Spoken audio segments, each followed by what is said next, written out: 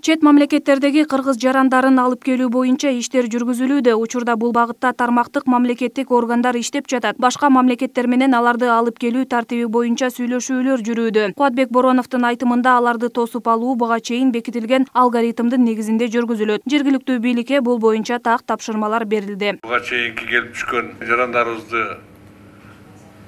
тосуп алгандай алгоритм менен тосуп алып ошондой иштейбиз.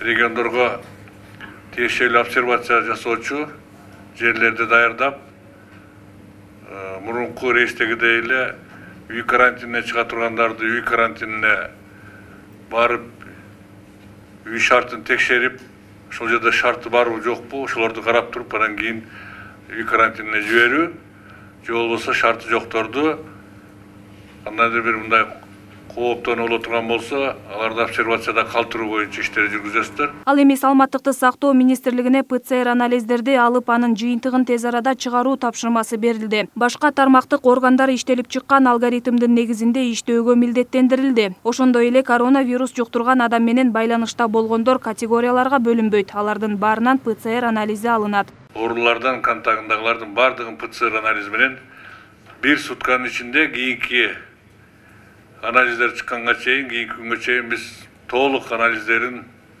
результатын чыгарып бүтүрүшүбүз керек.